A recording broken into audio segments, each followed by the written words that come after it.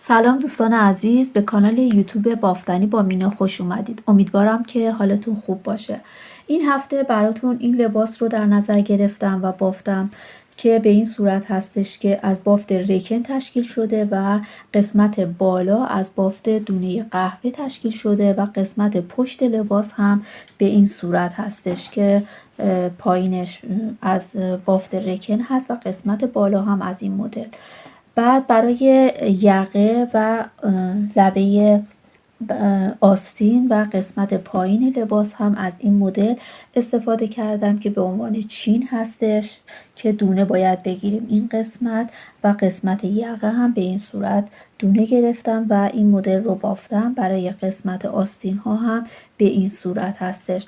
از 3 تا دکمه استفاده کردم، از میل شماره 3.5 و از 2 تا کلاف کار توپو استفاده کردم که امیدوارم که از این بافت خوشتون بیاد، ببافید و لذت ببرید. دوستان اگر خوشتون اومد عضو کانال بشید، با لایک و کامنت و از کانال من حمایت بکنید. از همه شما تشکر میکنم. اگر آماده هستید بافت این لباس رو با هم شروع میکنیم.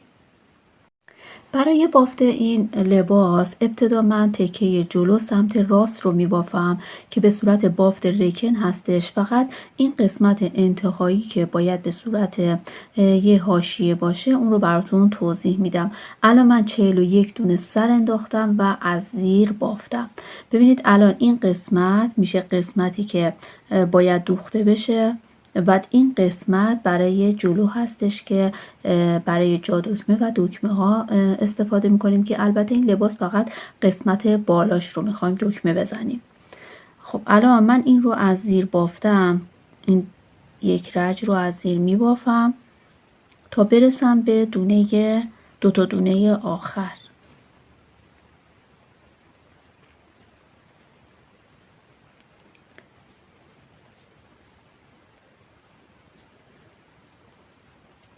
خب به این 2 تا دونه آخر که رسیدید نخ رو بیارید سمت خودتون و این 2 تا دونه رو نبافته وارد میل بکنید و بعد رج که میخواید شروع بکنید این 2 تا دونه رو که قبلا نبافته بودید رو به این صورت از زیر ببافید که بافت ما رکن هستش و همه دونه ها رو من از زیر میبافم به این صورت. دوستان پس کل بافت رکن هستش، فقط این سمت وقتی که داریم میبافیم 2 تا دونه آخر نبافته وارد میل میشه و وقتی که میخوایم بافت رو شروع بکنیم این 2 تا دونه رو میبافیم. به این صورت که ببافیم به ما یه حاشیه گندمی میده که به صورت صاف بالا میره. خب الان باید این بافت رو به صورت همین بافت رکن بدون اینکه دونه کم یا زیاد بکنیم ببافیم. من این رو میبافم و بعد براتون اندازه میگیرم که چقدر بافتم. همطوری که براتون توضیح دادم من این قسمت رو بافتم. ببینید لبه کار ما به این صورت در میادش، به اون صورتی که براتون توضیح دادم این شکلی میشه و کل بافت هم که رکن هستش. من 48 تا از این بافت رکنم رو انجام دادم. وقتی اینا رو بشماریم ببینید 1 2 3 4 5 به این صورت 48 تا هستش که الان سانتم میگیرم براتون. 20 سانتی متر شده. خب اولین جا دکمه رو میخوام این قسمت باز بکنیم. این 2 تا دونه ای که نبافته بودیم رو این قسمت میبافم. 1 2 به این صورت. بعد این 2 تا رو میام از زیر و جهتشون رو درست میکنم. این 2 تا رو از زیر 2 تا یکی میکنم به این صورت و بعد یک دونه ژوته میزنم که برای جا دکمم هستش. بعد 2 تا دونه میبافم. ببینید الان این قسمت 2 4 6 این 6 تا به عنوان حاشیه هستش و برای مدل در نظر نمیگیریم. بعد کل بافتمون رو میبافم به صورت بافت رکن میبافم.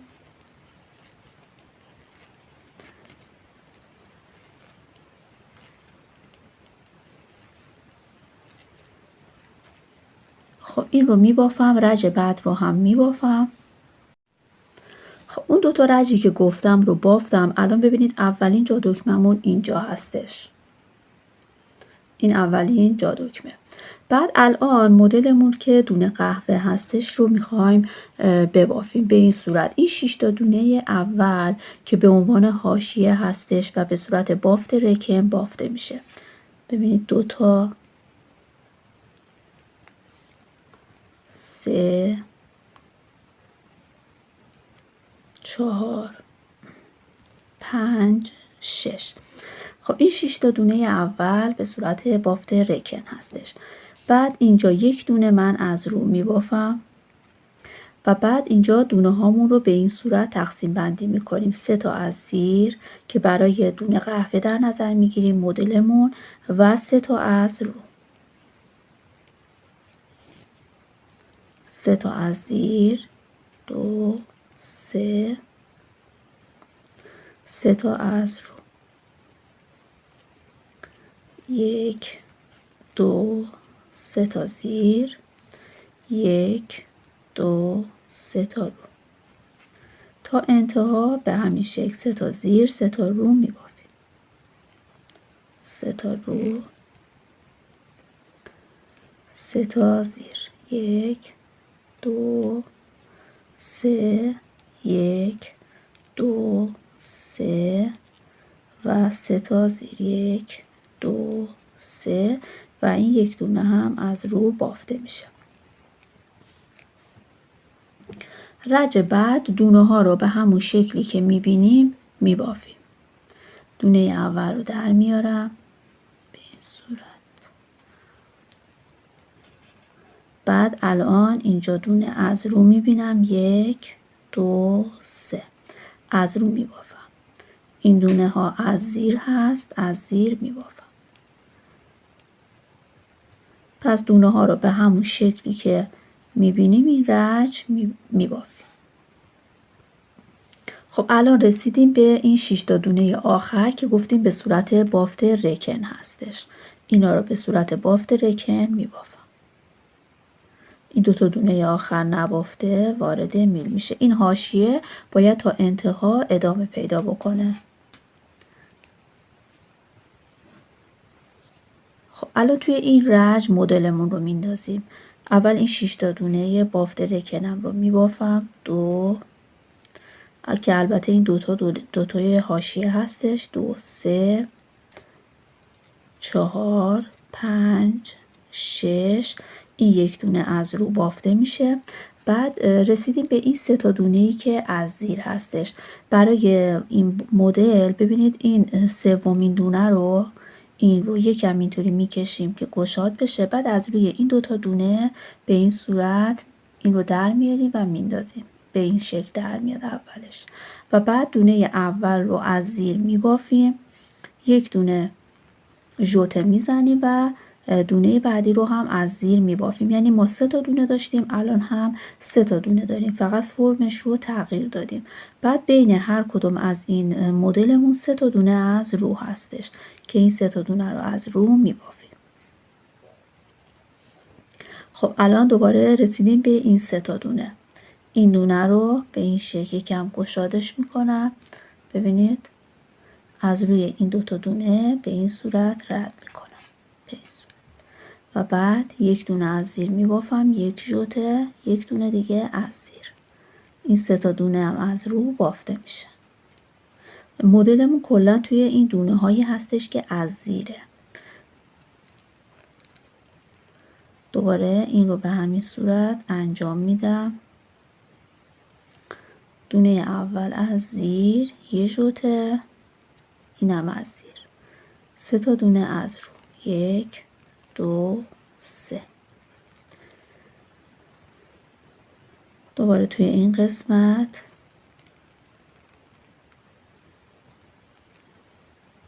به این صورت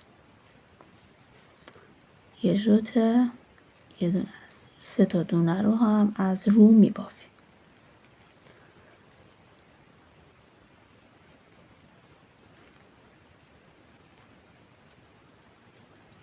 یه دونه زیر، یه ژوته، یه دونه از زیر. 3 تا دونه از رو بافته میشه. دو تا، سه تا.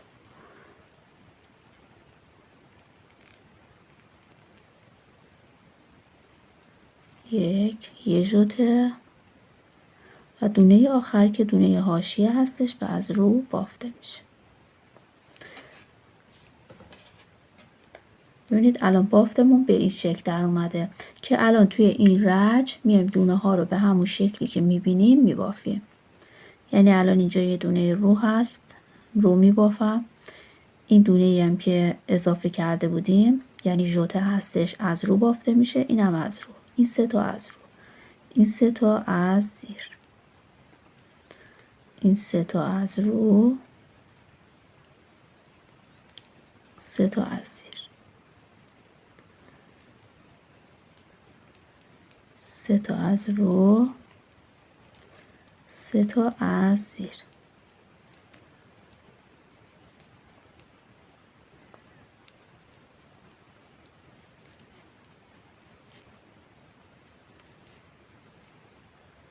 الان بافتمون به این شکل در اومده. این رو من میبافم. خب رج بعد دوباره این 6 تا دونه‌ای که برای بافت ریکن هست، این 2 تا دونه‌ای که قبل نبافته بودیم رو این رج میبافیم، 2 تا دونه رو، و بعد میشه 3 تا، 4 تا، 5 تا، این 6 تا دونه که برای حاشیه هستش. این یک دونه از رو بافته میشه. دوباره توی این رج هم دونه ها رو به همون شکلی که میبینیم میبافیم، یعنی زیر رو از زیر میبافیم، رو رو از رو. الان اینجا ببینید 3 تا از زیر هست، 3 تا از زیر رو میبافم. اینجا 3 تا رو هست، 3 تا از رو میبافم. این رج رو هم میبافم. رج بعد هم دوباره دونه ها رو به همون صورتی که میبینیم میبافیم. دونه اول رو در میارم، اینجا 3 تا دونه از رو میبینم، از رو میبافم. اینجا 3 تا دونه از زیر میبافم. این رج رو میبافم. این قسمت رو از این سوراخی که تشکیل شده وقتی که بالاش رو نگاه بکنید ببینید 1 2 3 رج هستش. وقتی که 3 رج شد یعنی دونه ها رو به همون شکلی که دیدیم بافتیم، دوباره رج بعد دومین دونه قهوه‌مون رو میزنیم، دومین مدلمون رو باید باز بکنیم. این قسمت این 6 تا دونه به همون صورت بافته میشه. 1 2 3 4 5 6. این دونه‌ای که بغلش بود از رو بافته میشه. دوباره رسیدیم به این 3 تا دونه‌ای که از زیر هستش. دقیقاً باید همون کاری که این قسمت انجام دادیم برای مدل انجام بدیم. این دونه سومی رو به این صورت یکم گشادش میکنیم و بعد از روی این 2 تا دونه به این صورت درش میاریم، به این صورت در میاد و بعد این رو از زیر میبافیم، یه ژوته، یه دونه از زیر. کل بافتمون به این صورت هست دوستان، چیز خاصی نداره. این 3 تا دونه ای هم که از رو هست بین هر 2 تا از این مدل هامون 3 تا دونه هستش. این قسمت هم دوباره همون کار رو تکرار میکنید. این رو از زیر میبافم، یه ژوته، از زیر میبافم، 3 تا دونه از رو. دوباره توی این قسمت ببینید این رو یک کمی گشادش میکنم، بعد از روی این رد میکنم. الان 2 تا دونه داریم. دونه اول از زیر بافته میشه، یه ژوته، و بعد این هم از زیر بافته میشه.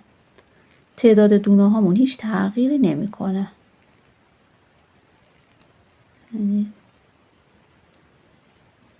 از زیر مدلمون به این شکل هستش که من در مورد این مدل یه ویدیویی ساختم توی کانال موجود هستش. فقط اونجا بین هر 2 تا از این مدل ها من یک دونه در نظر گرفتم که این سلیقه‌ای هستش، ولی برای بافت این لباس 3 تا دونه در نظر میگیریم. دوباره اینجا 3 تا از رو میبافم، مدلم رو انجام میدم، یه دونه ژوته، یه دونه از زیر، 3 تا از رو هست میبافم و مدلم رو اینجا انجام.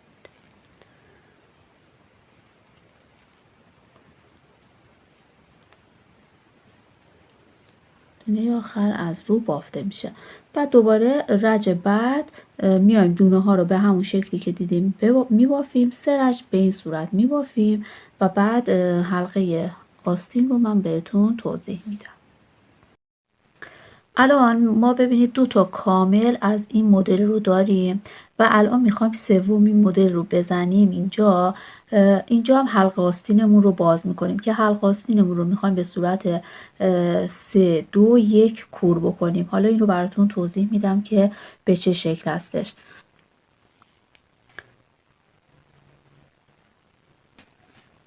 خب 1 2 3 4 5 6. این 6 تا دونه بافت رکن رو بافتم. این دونه از رو بافته میشه. بعد من مدلم رو اینجا انجام میدم. این سومین مدلمون هستش که داریم میبافیم. 1 یه ژوته میزنم. 1 2 3 تا از رو. دوباره مدلم رو میبافم. یه ژوته. 1 2 3. این مدل رو تا انتها میبافم و بعد کور کردن رو توضیح میدم. خب اون رج مدل رو بافتم. الان به این قسمت رسیدیم که میخوام 3 تا دونه کم بکنم برای حلقه آستین. ببینید به همین صورت شروع میکنیم به کم کردن. اینجا یه 2 تا یکی میکنم. بعد این دونه رو میندازم این سمت. دوباره با همون دونه‌ای که اضافه کرده بودیم این میشه 2 تا دونه. دوباره این رو میندازم این سمت. اینم میشه سومین دونه. خب 3 تا دونه رو به این شکل کور کردم و بعد بافتم رو ادامه میدم. الان باید 3 رج دونه ها رو به همون شکلی که میبینیم ببافیم، ولی خب کور کردن داریم دوستان. الان این رج رو دونه ها رو به اون شکلی که هستم میبافم. رج بعد هم دونه ها رو به همون شکلی که هستم میبافم. دوباره کور کردن رو توضیح میدم. برای جادکمه دوستان هر 8 تا بافت رکنی که درست شد باید جادکمه بزنیم. ببینید الان اولین جادکمه‌ای که زدیم اینجا هستش. از این قسمت بالاش 1 2 3 4 5 6 7 تا شده. باید 8 تا بشه بعد بزنیم. الان این رج رو من دونه ها رو به همون شکلی که دیدم بافتم. این دونه آخر رو وقتی که رسیدیم به حلقه آستین، این دونه آخر رو نبافته وارد میل بکنید که وقتی میخوایم رج بعد دونه کم بکنیم بافتمون تمیز در بیاد. ببینید خب الان یه بار 3 تایی کور کردیم. الان 2 تا باید کور بکنیم. این میشه 1. بعد این رو میندازم روی این دونه میشه 2 تا. ببینید الان به این صورتی که توضیح دادم کور بکنید به این شکل در میادش و بعد دوباره دونه ها رو به همون شکلی که میبینیم میبافیم. باید کلا 3 رج به این صورت بافته بشه که الان ببینید 1 2 3 رج شده. خب الان این قسمت رو هم که گفتم بافتم. ببینید از این جادکمه بالاش رو بشمارید 1 2 3 4 5 6 7. الان 8 تا بافت رکن داره و رکن هستش و دومی جادکمه‌مون رو اینجا باز میکنیم. این 2 تا دونه اول که اون رج نبافته بودیم توی این رج میبافیم 2 تا و بعد این 2 تا رو که بافتیم این 2 تا رو جهتش رو درست میکنم من به این صورت و بعد 2 تا یکی میکنم به این صورت. 2 تا یکی میکنم یه ژوته میزنم و بعد این 2 تا رو هم از زیر میبافم. الان ببینید این قسمت دوباره باید مدلمون رو انجام بدیم. به همون صورتی که براتون توضیح دادم مدلم رو میزنم. یه ژوته میزنم. 3 تا دونه رو میبافم. دوباره مدل رو میبافم. یه ژوته اینم از زیر. این 3 تا رو میبافم.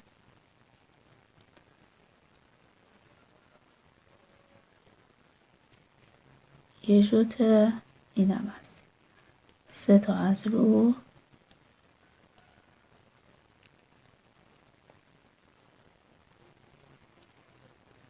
یه ژوت، اینو تا انتها به همین صورت میبافیم. به دونه آخر که رسیدید این دونه رو نبافته وارد میل میکنیم. این قسمت حلقه آستین هستش و بعد دیگه آخرین مرتبه کور کردنمون رو انجام میدیم که یه 2 تا 1 فقط باید بکنیم، یعنی توی این قسمت یک دونه کور میکنیم و دیگه کور کردن نداریم، بافتمون رو ادامه میدیم. خب الان من مدلم رو یعنی بافتم رو ادامه میدم، بعد بهتون میگم که چقدر بافتم، بعد میرسیم به یقه. این قسمت رو من انقدر بافتم. الان این مدل هامو رو میشمارم، 1 2 3 4 5 6 7 8 تا رو به صورت کامل زدم و الان میخوام که نهمی رو شروع بکنم.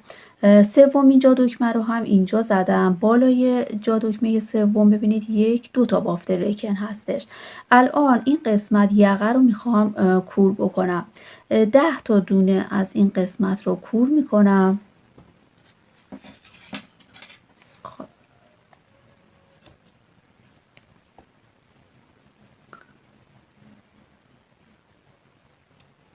به همین صورت 2 تا 1 میکنم.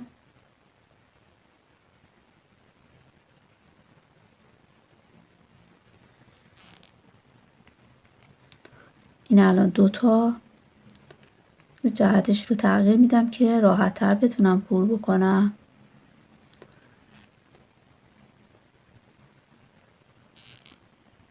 این 3 تا،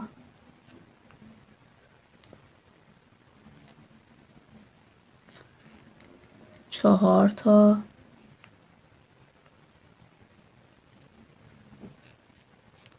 5 تا،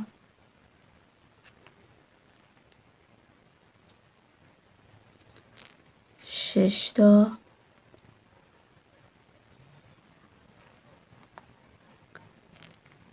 7 تا،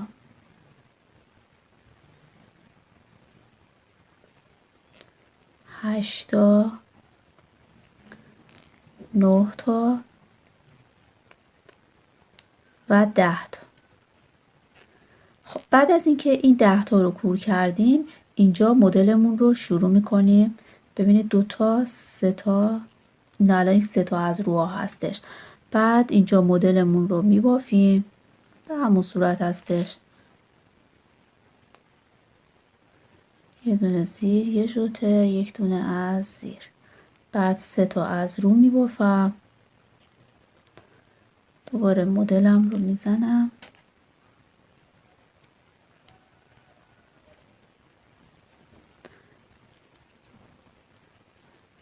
من این قسمت رو میبافم، رج بعد رو هم میبافم، دوباره این قسمت که رسیدیم به یقه کور کردن داریم. الان رسیدیم دوباره به یقه و الان باید 3 تا دونه کم بکنیم. خب این دونه اول رو من در میارم، نخم رو پشت میندازم و بعد 3 تا دونه کم میکنم. این یک، جهت دونه هاتون اگه درست نیست درست بکنید که راحت تر بتونید کور بکنید. 2 تا و بعد 3 تا. خب 3 تا دونه کم کردم، بافتم رو ادامه میدم. توی این قسمت دونه ها رو به همون شکلی که میبینم میبافم، رج بعد رو هم میبافم، بعد دوباره به یقه که رسیدم کور کردن داریم. خب الان توی این قسمت 2 تا دونه کور میکنیم، 1 و 2. الان این قسمتی هستش که باید دوباره مدلمون رو ببافیم. الان من 1 2 3 تا از رو میبافم، بعد مدلم رو ادامه میدم.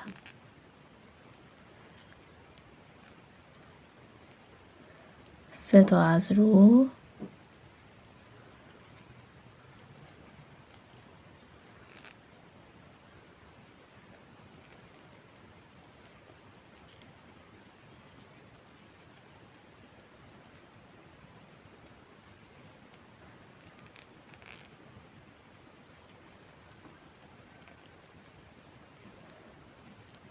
رج بعد دونه ها رو به همون شکلی که میبینم میبافم. دوباره رسیدم به یقه باید دونه کم بکنیم. تو این مرحله یک دونه کم میکنیم.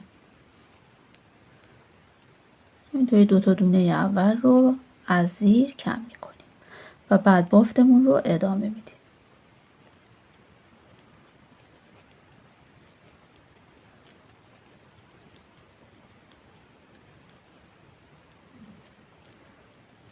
رج بعدم دونه ها رو به همون شکلی که میبینم میبافم. دوباره برسم به یقه.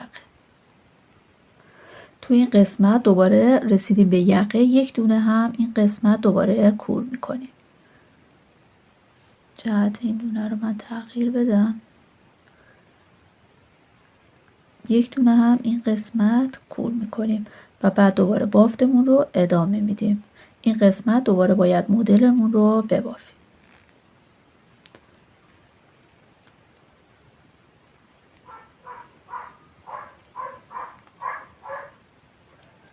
خب این قسمت رو من میبافم. رج بعد رو هم میبافم. بعد از اینکه آخرین بار یک دونه رو کور کردیم، دونه ها رو میشمارم. ببینید 1 2 3 4 5 6 7 8 10 12 14 15 16 17 18 تا 18 تا دونه روی میل داریم و همین قد دیگه کافی هستش برای سرشونه. این رو یه تعداد رج من میبافم، بعد بهتون اندازه گیری میکنم براتون میگم.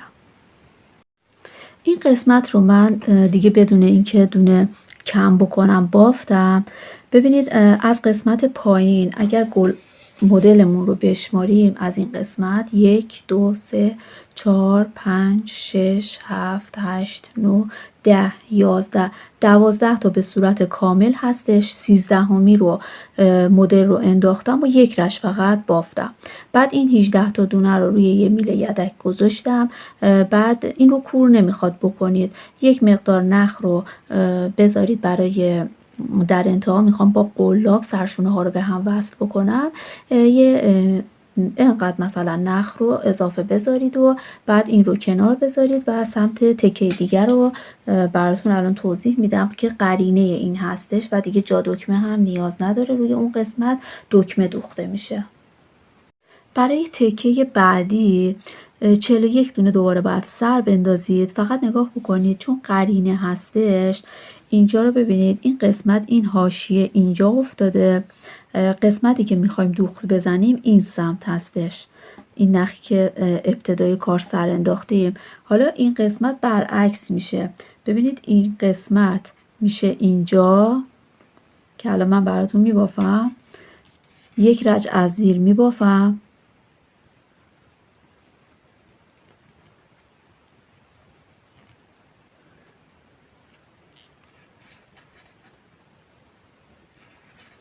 اینجا این قسمت میشه برای دوخت. این رج رو از زیر من میبافم. رج دوم دوباره این قسمت که گفتیم برای دوخت هستش، دوباره این قسمتم این شکلی از زیر بافته میشه. رسیدیم به این دوتا دونه آخر این سمت نبافته وارد میل میکنه. من الان این رج رو میبافم از زیر.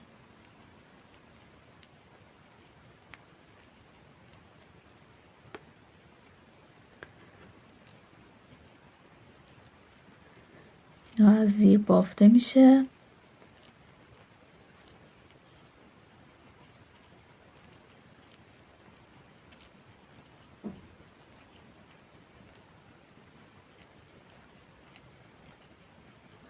دیگه من ویدیو رو قطع نکردم چون که همین دو رج رو میخوام توضیح بدم دیگه، بقیهش دیگه مشخص میشه.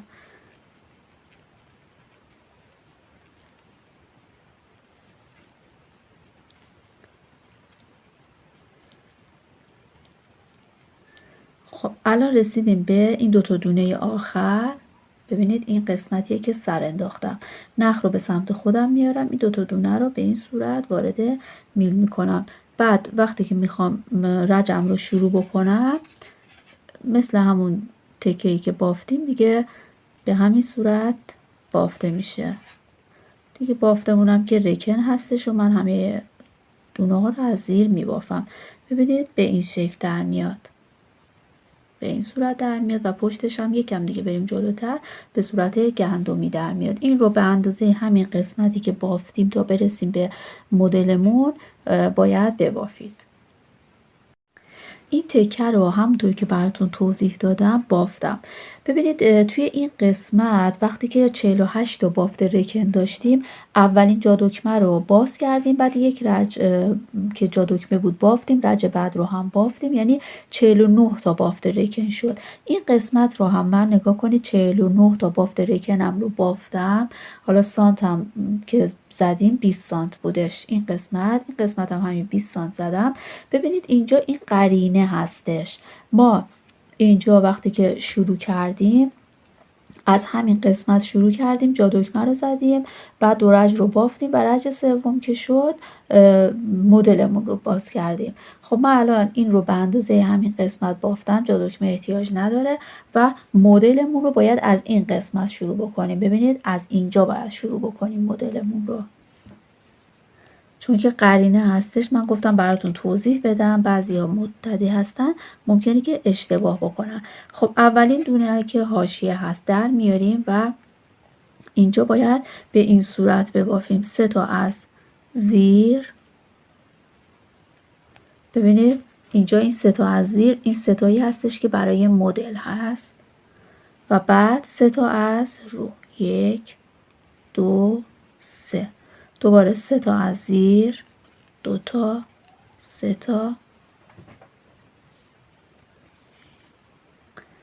3 تا از رو، 3 تا، ببینید 1 2 3 تا زیر، 3 تا رو، 1 2 3 تا زیر، 1 2 3 تا رو، 1 2 3، 1 2 3 تا رو، 1 2 3، 1 2 3. ببینید 6 تا اینجا برای حاشیه هست دیگه، این قسمت 6 تا بود، 2 4 6. یک دونه هم کنارش بود که از رو بافته بودیم. الان 3 تا از رو بافتم، 3 تا از زیر، یک دونه از رو. این یک دونه از رو این قسمت هستش. اینجا 6 تا از زیره، یه دونه از رو کنار مدلمون. بعد این 6 تا هم که منظورم 6 تا بافت رکن هست، 2 تا، 3 تا، 4. بعد این 2 تا دونه آخر نبافته وارد میل میشه. اینطوری دیگه بافتمون به همین صورت هست دوستان. باید بافتمون رو ادامه بدیم. فقط خواستم توضیح بدم که اینجا قرینه چه شکلی بافته میشه. به خاطر این من توضیح دادم که پایین رج هامون ببینید شبیه هم در بیادش، چون که این قسمت رو نگاه کنید، ابتدای رجمون به این شکل هستش، این پشت بیافته. به این صورت بعد ببافید. هر کاری که این قسمت انجام دادید این قسمت هم انجام بدید و این رو دونه ها رو کور نکنید و روی یه میله یدک بذارید. تکه دیگر رو هم من دقیقا مثل همونی که براتون توضیح دادم بافتم. بعد دونه ها رو دیگه کور نکردم، دونه ها رو روی یه میل دیگه انداختم. و الان قسمت پشت، ببینید برای قسمت پشت باید ما طوری سر بندازیم که ببینید الان اینجا 1 2 3 4 5 6 تا از این گلا این سمته، 6 تا از اینا میشه 12 تا، یه دونه برای وسط در نظر میگیریم 13 تا. بعد 77 تا دونه باید سر بندازیم برای قسمت پشت که ما 13 تا از این گلا رو داشته باشیم. من 77 تا دونه رو سر انداختم به این صورت. ببینید 77 تا دونه سر بندازید. بعد قسمت رکن رو دقیقا مثل همون قسمت ببافید به همون اندازه که گفتم بعد 49 تا بافت رکن باشه.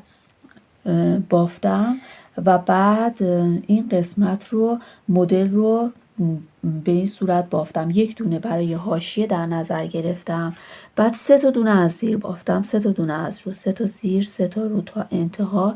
رج بعد دونه ها رو به همون شکلی که دیدم بافتم و رج سوم مدلم رو همونطور که براتون توضیح دادم انداختم و دقیقا مثل قسمت جلو 2 تا از این گلایی که بافتم حلقه آستین رو درست کردم که به صورت 3 2 1 کور کردم. این قسمت هم همینطور. ببینید مثلا اینجا رسیدید 3 تا که کور کردید بافتتون رو ادامه میدید تا انتها و رج بعد این 3 تای این سمت رو باید کور بکنید.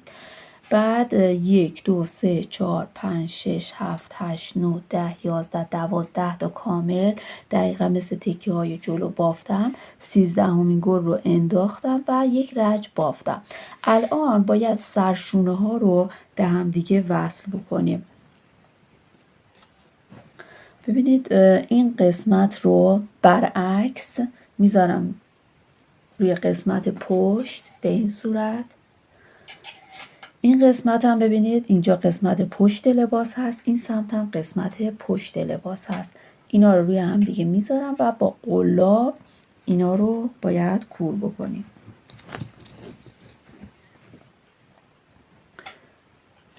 خب از همین نخی که این قسمت هست استفاده میکنم برای کور کردن. ببینید یک دونه از دونه های میل بالا رو میگیرم به این صورت با یک دونه از دونه های میل پایین رو و این دوتا رو با هم دوتا یکی میکنم. بعد دوباره یک دونه از دونه های میل بالا سمت خودم یک دونه از دونه های میل پایین رو میگیرم و این دفعه این 3 تا رو با هم یکی میکنم. به همین ترتیب ادامه میدم تا این 18 تا دونه‌ای که برای سرشونه هست تموم بشه. خیلی هم نمیخواد سفت بکشید که قسمت بالا جمع با این است. یک دونه از این دونه ها رو میگیرم، یک دونه از دونه زیر رو 3 تا رو با هم کور میکنم. این جهتش رو درست کنم.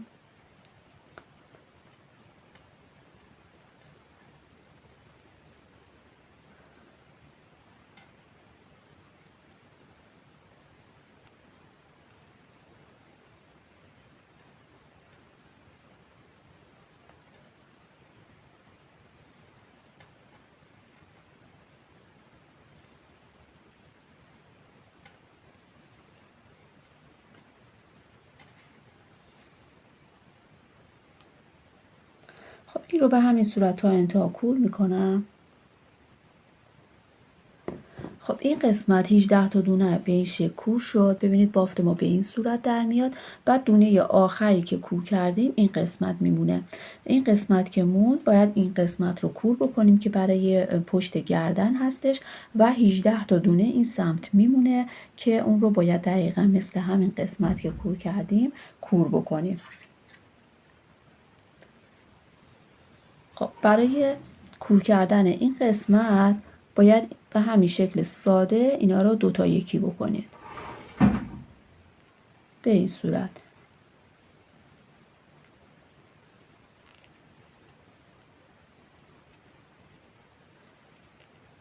اینو تا انتها 2 تا یکی میکنم تا به 18 تا دونه قسمت آخر بمونه. این قسمت رو کور کردم و الان 18 تا دونه روی این قسمت هست. قسمت تکه دیگر رو هم روی این قسمت میذارم و دقیقا مثل همون تکه‌ای که کور کردیم این قسمت رو کور میکنیم.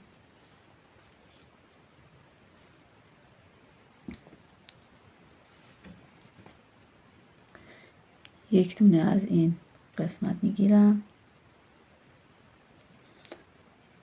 جهتش رو باید تغییر بدم.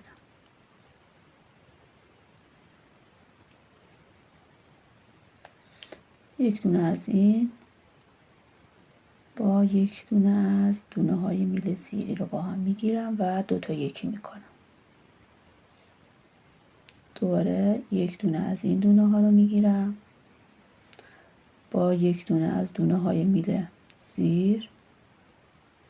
اگه جهت دونه هاتون درست نیست چون داخل یه میل دیگه گذاشتید ممکنه جهتش تغییر کرده باشه، جهتش رو درست بکنید و بعد کور بکنید.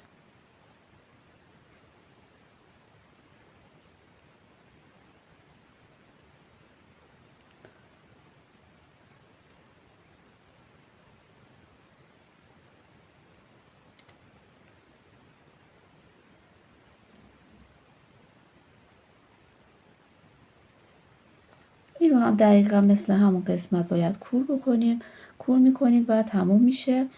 بعد دیگه اول این قسمت ها رو نمیدوزیم دوستان، دونه باید بگیریم برای حلقه آستین، برای قسمت یقه و قسمت پایین که بتونیم اون چین هاش رو درست بکنیم. من الان اینو کور میکنم. سرشونه ها رو ببینید وقتی که وصل کردیم به این شکل در میادش و بعد این قسمت رو من دونه گرفتم به این شکل بافتم که به صورت چیندار وایسه. بعد این قسمت ابتدا رو نگاه بکنید به صورت یک نیم دایره هستش و این قسمت انتهایی هم به همین شکل هستش که من تکنیکش رو براتون توضیح میدم. برای این قسمت من 51 دونه گرفتم و این مدل رو بافتم که الان توی این یکی حلقه آستین براتون توضیح میدم. یک نخ باید اینجا اضافه بکنیم و بعد از هر گندمی که این قسمت میبینیم دونه بگیریم. ببینید 1 2 3. یک قسمت هایی هستش که به صورت فشرده هستش این قسمت، اونا رو نمیخواد دونه بگیرید. 1 2 3 ببینید 4. رچ های بعد مدلمون طوری هستش که دونه اضافه میکنیم و به صورت چیندار وای میسته. این قسمت ها رو دیگه نمیخواد الان دونه بگیرید.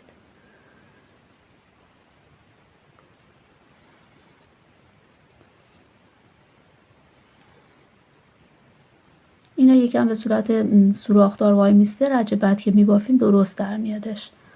به همین شکل تا انتها این دونه ها رو من میگیرم.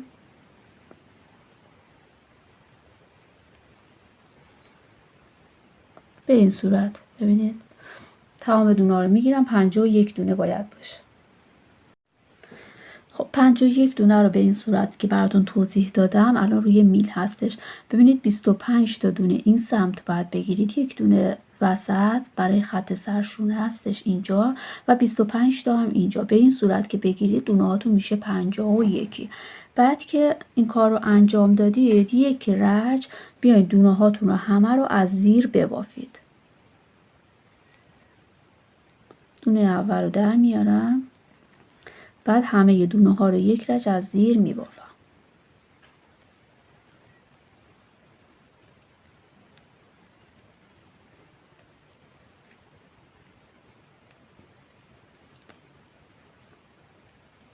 خب این رو به همین صورت یک رج از زیر می بافم. خب الان اون رج رو من بافتم. رج مدلمون رو شروع می کنیم. دونه اول رو نبافته در میارم و بعد میام 1 2 3 تا از رو می بافم. این 4 تا دونه ای هستش که میخوام برای رچ های رفت و برگشتی استفاده بکنم و تکنیک رو بهتون یاد بدم که اینجا به صورت هلالی در بیاد. خب وقتی که این یک دونه رو نبافتیم و 3 تا دونه رو از رو بافتیم از اینجا شروع میکنیم. میایم یک دونه از رو میبافیم، یک دونه از زیر و یک ژوته میزنیم و بعد از اینجا 3 تا از رو، یه دونه از زیر، یه ژوته، 3 تا از رو، یک دونه از زیر، یه ژوته تا انتها. به این شکل این رج رو میبافیم. 3 تا رو، یه دونه زیر، یه ژوته، 1 2 3 تا رو، یه دونه زیر، یه ژوته، 1 2 3 یه دونه زیر، یه ژوته، 1 2 3 تا رو، یه دونه زیر، یه ژوته، 2 3 3 تا رو بافتم، یه دونه زیر، یه ژوته، 1 2 3 تا رو، یه زیر، یه ژوته، 1 2 3 3 تا رو، یه دونه زیر، یه ژوته، 1 2 3 تا رو، یه دونه زیر. خب اینجا یه ژوته. ببینید 1 2 3 4 تا دونه برای اون قسمت میخوایم که رفت و برگشتی ها رو براتون توضیح بدم. خب الان ببینید 3 تا رو بافتم، یه دونه زیر، یه ژوته، اینجا یه دونه از رو میبافم. بعد به این 4 تا که رسیدم توی این قسمت، ببینید نه الان دونه ای رو که این قسمت هست از روه، نخم رو میارم رو، این دونه رو نبافته وارد میل میکنم، نخ رو میندازم زیر، بعد دوباره دونه ای رو که نبافتم وارد میل اصلیش میکنم. یعنی در واقع این دونه رو من اصلا نبافتم، فقط این نخ رو از بینش رد کردم به این صورت. ببینید. خب بعد الان برمیگردم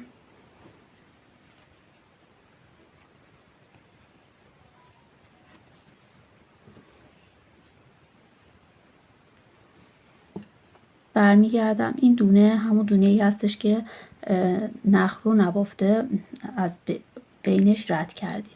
بعد بافتم رو شروع میکنم. ببینید الان یک دونه از زیر میبینم، از زیر میبافم. این دونه ای رو که اضافه کردیم این رو هم از زیر میبافم. این قسمت 2 تا زیر شد. به همین صورت اینایی که اضافه کردیم ژوته میندازیم، دونه های ما که بیشتر میشه و به صورت چیندار وای میسته. خب الان خب این رو باید از رو ببافید، این ژوته رو. ببینید یک دونه از زیر، این 2 تا از رو، بعد 1 2 3 تا از زیر میبینیم میبافیم، اینی که ژوته زدیم از رو، 2 تا رو. پس توی این قسمت میشه 3 تا زیر، 2 تا رو،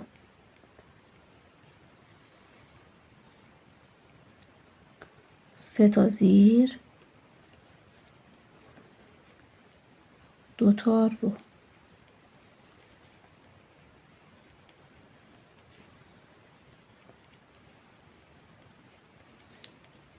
این 3 تا زیر 2 تا رو من میبافم.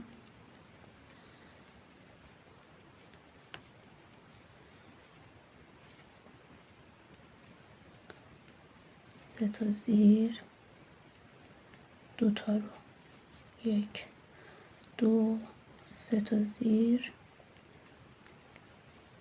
2 تا رو. میخوام به انتها برسم که اون رو براتون توضیح بدم که این قسمت چه کار باید بکنیم.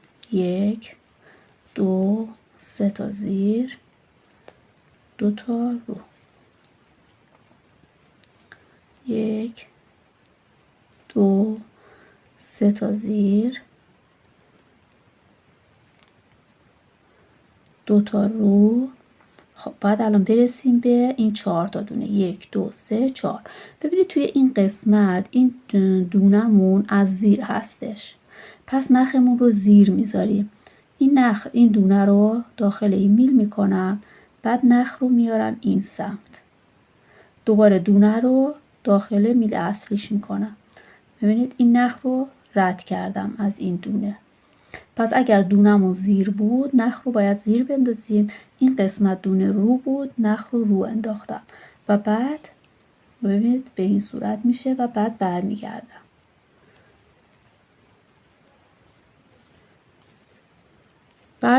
به این شکل هستش الان بافت من. خب این دونه از رو هست، از رو میبافم، این دونه از زیر میبافم، این رو دونه ای بودش که ژوته بود، دوباره از زیر میبافم. به این قسمت که رسیدم دوباره ژوته میزنم. ببینید ژوته ها این سمت هستش، یه ژوته میزنم، 1 2 3 تا رو هست میبافم، 1 2 تا زیر، یه ژوته، 2 3 تا رو، 2 تا زیر، یه ژوته، 3 تا رو،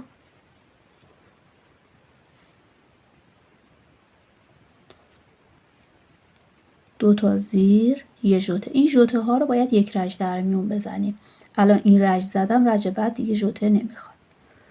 1 2 3 2 تا هم زیر، یه ژوته، 1 2 3 تا رو، 2 تا زیر، یه ژوته، 1 2 3 2 تا هم زیر یه ژوته 3 تا رو 1 2 3 2 تا زیر یه ژوته 1 2 3 2 تا زیر یه ژوته 1 2 3 2 تا زیر یه ژوته 1 2 3 2 تا زیر یه ژوته. خب الان ببینید یه دونه رو. الان رسیدیم به این دونه‌ای که نخ رو رد کرده بودیم، دونه رو بود. ببینید باید بیاید این نخ پشتش رو بگیرید، این نخ رو بگیرید به این صورت بندازید روی این میل و بعد چون دونمون از رو هست دوتا رو با هم دیگه ببافید. خب الان دوباره باید این کار رو روی این دونه انجام بدید. دونمون از رو هست، نخ رو بیارید رو، دونه رو بندازید این قسمت، نخ رو رد کنید از دونه، دونه رو بندازید سر جاش و بعد برگردید. خب دیگه توی این قسمت نمیخواد ژوته بندازیم. الان ببینید دو تا زیره، از زیر میبافم. اینجا دونه‌ای که ژوته زده بودم میشه از رو 1 2 3 تا رو 1 2 3 تا زیر. اینجا 3 تا رو 3 تا زیر هستش. ببینید 1 داره همینطوری دونه اضافه میشه. 2 تا 3 تا رو 1 2 3 تا زیر 1 2 3 تا رو 3 تا زیر میبافم و اون قسمت رو توضیح میدم براتون. 3 تا رو 3 تا زیر رو بافتم. الان به قسمت های انتهایی رسیدیم که الان ببینید 3 تا زیر بافتم، 3 تا رو بافتم، این دونه از زیر بافته میشه. رسیدم به این قسمتی که دونه رو نخ رو رد کرده بودم. ببینید دونمون زیر بود دیگه، این رو میگیرم قسمت روی نخ، قشنگ مشخص هستش نخی که رد کرده بودیم. این رو میندازم روی میل، بعد چون دونه از زیر هستش دوتاش رو با هم از زیر میبافم. ببینید گندمی ما تغییر شکل نمیده به این صورت که انجام میدیم. الان رسیدیم به این دونه. این دونه رو هم باید همون تکنیک رو روش پیاده بکنیم. دونمون از زیر هست پس نخ از زیر میمونه. این دونه رو بدون اینکه ببافم، نخ زیر هست، میندازم داخل این میل، بعد این نخ رو میارم از اینجا رد میکنم، دوباره دونه رو میندازم سر جاش و بعد برمیگردم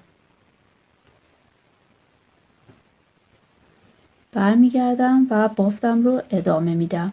ببینید الان اینجا این از روی میبافم، این از روی میبافم، این از زیر هست، این از زیر میبافم، اینم از زیر.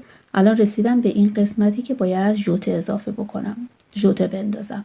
یه ژوته میزنم، 1 2 3 تا از رو میبینم میبافم، بعد دوباره 1 2 3 تا از زیر و ژوته میزنم، 1 2 3 تا رو 1 2 3 تا زیر یه ژوته. قشنگ مشخص است جایی که باید ژوته رو بزنید، ببافید. 2 3 تا از زیر یه ژوته، 1 2 3 تا رو 1 2 3 تا زیر یه ژوته. اینو تا انتها میبافم. خب الان رسیدیم به این دونه‌ای که نخ رو رد کرده بودیم، دونه رو هستش.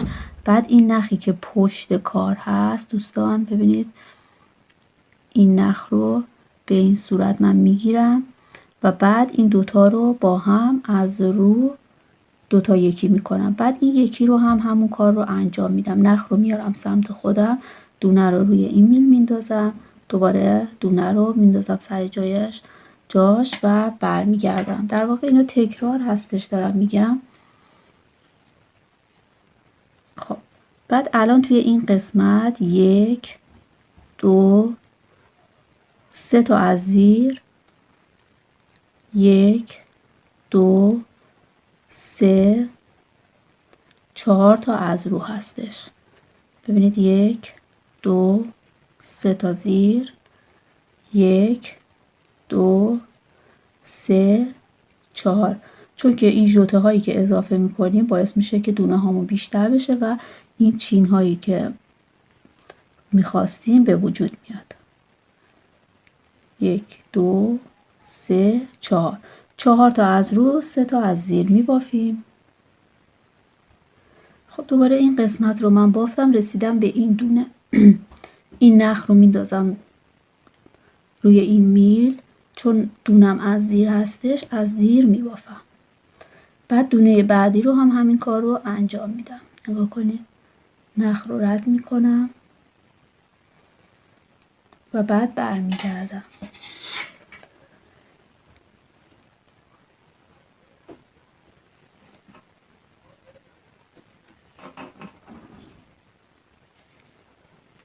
برمیگردم، اینجا این دونه از رو هست، 2 تا 3 تا از رو، 1 2 3 4 تا از زیر و یه ژوته میزنم. این آخرین باره میخوام 1 2 3 با این میشه 4مین سوراخی که انداختیم. ژوته میزنم و بعد 1 2 3 تا از رو، 1 2 3 4 یه ژوته، 1 2 3 تا از رو، 1 2 3 4 یه ژوته. دیگه تکرار هست دوستان، این کار رو دوباره انجام میدیم. بعد بازم اینجا براتون توضیح میدم، رج آخر رو هم با هم میبافیم. خب این دونه آخر رو دیگه همینطور به شکل ساده از زیر بافتم اون رج و الان توی این رج آخرین رج هستش و رج بعد باید دونه ها رو کور بکنیم. ببینید الان اینجا هم دقیقا مثل رج های قبلی دونه های زیر رو میبافم.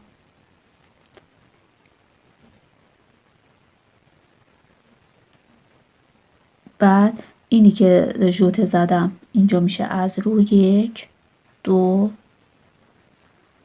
3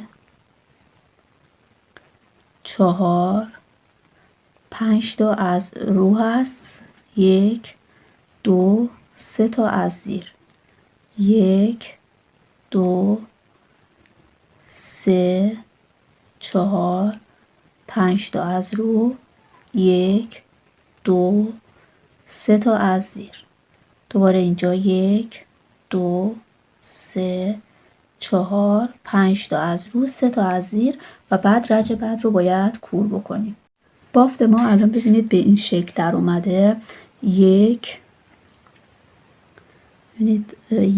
2 3 4 تا از این ژوته هایی که انداختیم و به صورت سوراخ در اومده کافی هستش و بعد باید رج رو به این صورت کور بکنیم. به شکل ساده هستش، فقط باید از قسمت رو کور بکنید که قسمت نمای روی کارتون به این شکل در بیاد.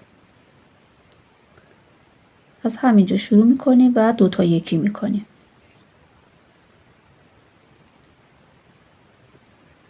ببینید به شکل ساده 2 تا یکی میکنیم. فقط اگر دونه هاتون جهتش طوری هستش که مثلا سخت میشه براتون کور کردن، جهتش رو درست بکنید، چون بعضی از دونه ها از زیر هستش و ما میخوایم همه این قسمت ها رو از رو کور بکنیم. ببینید الان رسیدیم به دونه های زیر. دونه های زیر رو بهتر هستش که به این صورت جهتش رو تغییر بدید. ببینید به این صورت تغییر بدید و بعد از رو 2 تا یکی بکنید.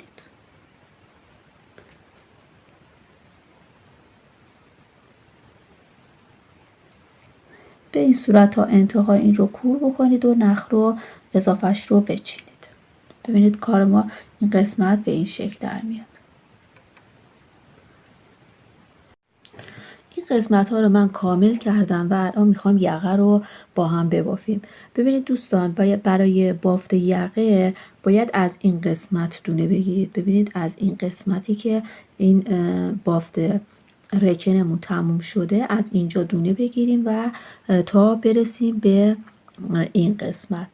بعد اینجا من حساب کردم 18 تا دونه برای این قسمت، 18 تا برای این قسمت و 31 دونه هم برای قسمت پشت باید دونه بگیریم. باید اینجا طوری دونه بگیریم و ببافیم که وقتی که بافتیم این یقه اینطوری به این صورت برمیگرده که من الان براتون توضیح میدم. از همین دونه اول که بافت رکنمون تموم شده از دونه بعدش باید به این شکل دونه بگیرید. از این گندمی های پشت، یعنی از این قسمتش دونه بگیرید.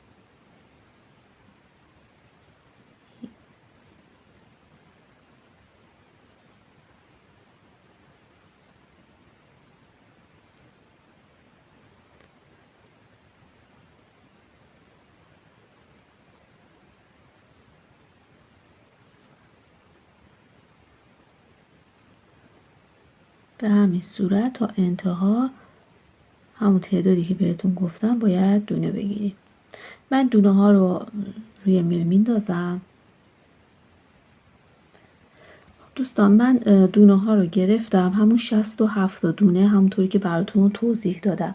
بعد الان ببینید قسمت پشت لباس به سمت خودتون هست. باید توی این قسمت مدلمون رو بزنیم که وقتی که تا میکنیم مدلمون به این شکل خودشون نشون بده. یعنی اینطوری باید باشه مدلمون. نگاه کنید پشت مدل یه وقتی نیفته. به خاطر همین وقتی که قسمت پشت لباس به سمت خودتون هست مدلتون رو شروع بکنید. این دونه اول یک دونه حساب بکنید، بعد دومین دونه از رو، سومین دونه هم از رو. 3 تا از رو ببافید، 3 تا از رو، یک دونه زیر، یه ژوته. 3 تا از رو، 1 2 3 تا از رو، یک دونه از زیر، یه ژوته. 3 تا از رو، 3 تا، یک دونه از زیر، یه ژوته. 1 2 3 تا رو، یه دونه زیر، یه ژوته.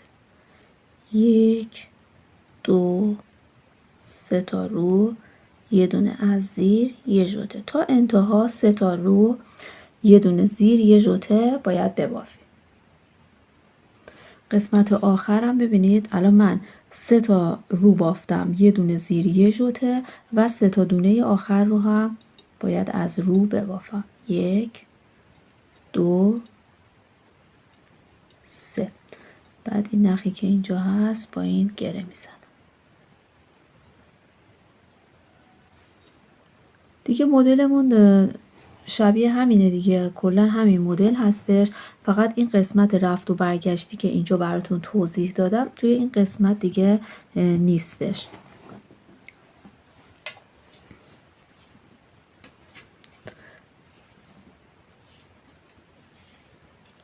دوباره من این رج رو براتون توضیح میدم ولی بقیهش دیگه تکرار هستش. خب الان ببینید این رج باید دونه ها رو به همون شکلی که میبینیم ببافیم. ببینید 3 تا از زیر هست بافتم، بعد اینی که ژوته زدم دونه زیاد کردم با دونه بغلی از رو بافته میشن. کلا این که از رو هستش، ژوته‌ای که زدیم از رو. بعد دوباره 3 تا زیر. این 3 تا که به صورت ساده بافی هستش تغییری نمیکنه تا انتها. ببینید اینا این 3 تا هستش. توی این قسمت بهتون نشون میدم که قسمت پشت افتاده. به خاطر همین ما الان این به این صورت بافتیم که وقتی تا میکنیم درست در میادش. ببینید به این شکل در میاد. خب الان دوباره ژوتمون رو از رو میبافیم. دونه بعدیش از رو هستش. 3 تا از زیر، 2 تا از رو بافته میشه. 3 تا از زیر، 2 تا از رو. حواستون باشه اینجا یک رج در میون باید ژوته بزنیم. الان توی این رج دیگه دونه اضافه کردن یا همون ژوته زدنمون نیستش. خب اینو به همین صورت 3 تا از زیر 2 تا از رو میبافیم. خب اون رج رو بافتم. توی این رج دونه اول رو ببینید در میارم، بعد اینا از رو هستش، از رو میبافم این 3 تا رو، بعد این دونه از زیر میبافم، این دونه ای هم که ژوته زده بودیم از زیر میشه، بعد دوباره اینجا باید ژوته بزنیم. ببینید سوراخ ما اینجاست، اینه، اینجا باید ژوته بزنیم، بعد اینا باعث میشه که دونه ها زیاد بشه. بعد دوباره این 3 تا که ثابت هستش از رو، این 2 تا میشه از زیر، یه ژوته میزنیم. به همین صورت باید مدلمون رو ببافیم، مثل به اندازه اینجا حلقه آستینمون. ببینید 1 2 3 4 تا از این سوراخ ها هستش. برای یقه، برای اینکه تا میشه یه دونه بیشتر میبافیم، یه دونه سوراخ بیشتر باشه. 1 2 3 4 تا، اونجا 5 تا که باشه کافی هستش و بعد این رو کور میکنیم. برای قسمت پایین هم باید دونه بگیریم، 155 تا دونه باید بگیرید دوستان. کلا از اینجا شروع میکنید به دونه گرفتن و دقیقا مثل یقه که براتون توضیح دادم میبافید. برای قسمت پایین که گفتم 155 تا باید دونه سر بندازید، یعنی دونه بگیرید از این قسمت. ببینید وقتی که دونه گرفتید، من الان از اینجا شروع کردم، نخم رو وصل کردم، بعد از هر گندمی که دونه بگیرید باید 155 تا بشه. بعد یک رج از زیر بافتم، به خاطر اینکه اگر یک رج از زیر نبافید مدلتون برعکس میفته. خب یک رج که از زیر بافتید، بعدا مدلتون رو شروع بکنید. بعد این قسمت هم ببینید این 2 تا دونه آخر رو من توی این قسمت نخ رو آوردم سمت خودم، 2 تا دونه رو نبافتم، یعنی خواستم که این مدلمون این قسمت که به این صورت گندمی صاف پایین اومده ادامه پیدا بکنه. پس این 2 تا دونه آخر این سمت و این سمت رو نخ رو به سمت خودتون بندازید و نبافید و رج رو که میخواید شروع بکنید ببافید. یعنی دقیقا همین کاری که این قسمت ها انجام دادید این رو ادامه بدید که بافتتون تمیز در بیاد. بعدش این 2 تا دونه رو که اون قسمت نبافتید الان توی این قسمت میبافیم از زیر. ببینید 1 2. بعد این دونه رو از رو میبافیم، میشه 3 تا. بعد این 3 تا یک دونه بعدش از زیر میبافیم، یه دونه ژوته میزنیم. 3 تا از رو، 2 تا، 3 تا از رو، یک دونه از زیر، یه ژوته. 3 تا از رو، یک دونه از زیر، یک ژوته. 3 تا از رو، یک دونه از زیر، یک ژوته و بعد دیگه بافت رو مثل همون بافت یقه که براتون توضیح دادم باید ببافید. قسمت پایین لباس رو ببینید همونطوری که براتون توضیح دادم کلا 155 تا دونه گرفتم و دقیقا مثل یقه بافتم، یعنی با 3 تا رو، یک دونه زیر و یک ژوته تا انتها به این شکل مدل رو بافتم و اینقدر هستش. ببینید 1 2 3 4 تا سوراخ داره که شما اگه بخواید یکم بلندتر بشه میتونید مثلا 5 تا اینطوری سوراخ داشته باشه، یعنی به اندازه یقه ببافید. که من الان اندازه ها رو بهتون میگم. ببینید از قسمت سرشونه تا ابتدای کارمون تقریبا 38 سانتی متر شده، 38 سانتی متر شده. از قسمت زیر بغل 28 سانتی متر هستش. دیگه چیز دیگه ای نمونده. امیدوارم که از بافت این لباس خوشتون بیاد و اگر خوشتون اومد عضو کانال بشید، با لایک و کامنت و سابسکرایب از کانال من حمایت بکنید دوستان. امیدوارم که همیشه شاد و سلامت باشید. خدا نگهدار.